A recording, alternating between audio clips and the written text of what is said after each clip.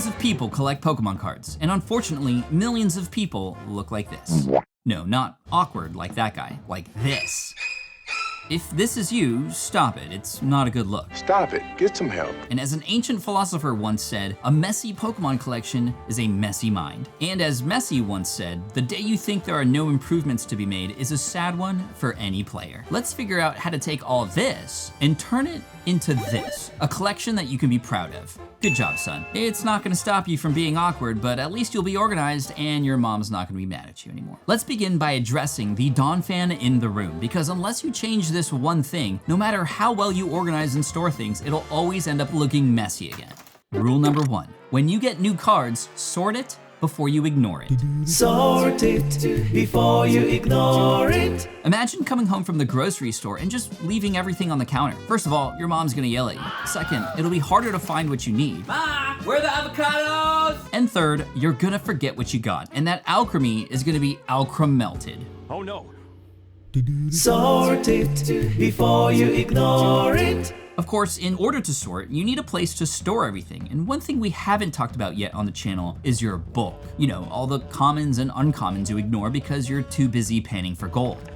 Oh, you got gold. You got gold. Let's go. Rule number 2, define your bulk strategy. I put all of my bulk Pokemon cards into these storage boxes and save them until card party where they get given away, but that's just me. You need to figure out a plan for you. If you plan on selling your bulk, great. You can make great money selling your bulk Pokemon cards, except most people don't because most places require that you know how many of each type you have. But here's the trick. Have separate boxes or spaces for your commons, uncommons, non-holo rares, and yes, reverse holos too. Remember, Sort it before you ignore it. love that song. If you've got piles for miles, then pay your kids to help or share some of the money with a friend. It's literally just sitting there, so you might as well get something out of it. Others keep their bulk and give them away around the holidays to send their cards to hospitals to donate. Whatever you do something because bulk cards are kind of like a fungus that can spread out of control before you know it. Speaking of knowing it, This is gonna be a breeze for me. do you even know what your goals are?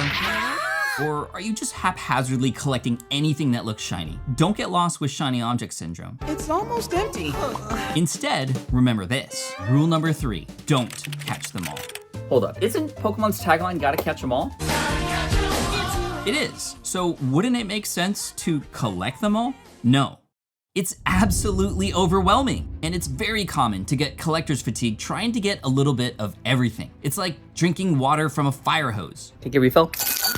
Here is the answer. Pick a lane and focus on one thing at a time. Maybe it's a particular set of Pokemon, like a vintage set from back in the day, or one that's a little bit more modern. Maybe it's gold cards, or alternate art cards, or getting all the cards of one type of Pokemon, or maybe something like this. My name's Krista Collects. I'm a big Rayquaza collector, and my goal is to collect all the different Rayquaza cards in different languages from around the world. Whatever it is though, when you figure that out, it becomes a lot more fun. You're more focused, you're not gonna waste as much money, and honestly, it's more enjoyable too, especially once you hit a goal and move on to your next one, which happens faster when you're focused.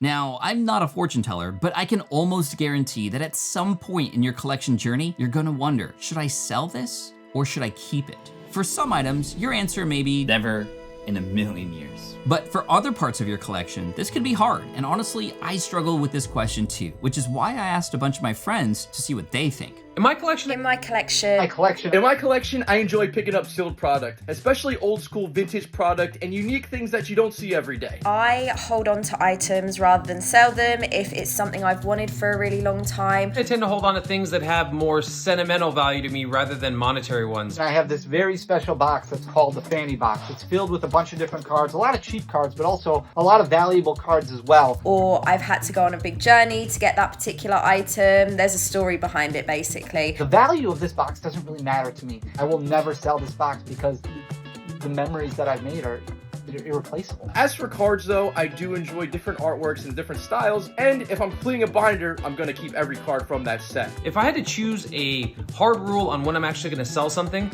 I might go with like a 2x or 3x multiplier in profit from when I initially purchased it, and maybe I'll take those monies and reposition and put it into something that maybe is newer or different and I think has legs for the future. And as for Mr. Mimes, they go on the tree and I sell them. Here's the thing. Knowing when to sell is different for everybody at different times. The rule here is simple. Rule number 4, review your collection on the regular and decide what matters most to you.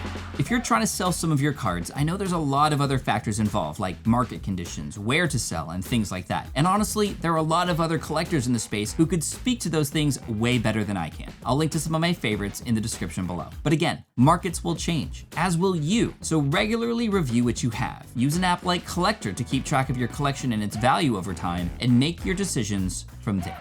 Collecting Pokemon cards is super fun, but it's also hard, especially when there are so many other people out there sharing their collections publicly on YouTube, on social media, on Reddit, and even in your own neighborhood. Yes, it can be inspirational, but in most cases, when we see somebody else's collection, it is so easy to say to yourself, This guy's collection is way better than mine. It's just...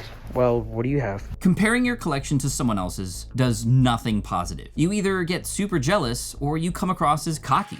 You don't have to have what everyone else says to have. You know your collection and what your goals are better than anyone else, which takes me to the secret to success. Rule number 5, stay in your lane and don't compare your collection to others.